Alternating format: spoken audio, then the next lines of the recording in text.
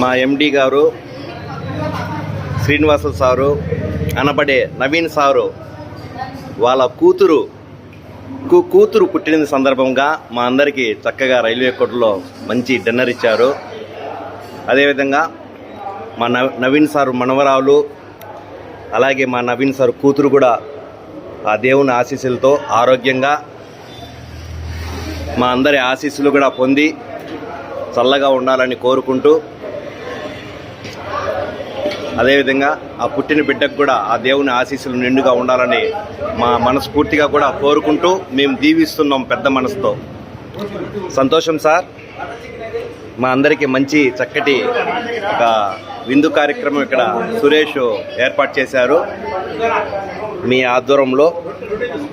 Thank you sir, thank you so much.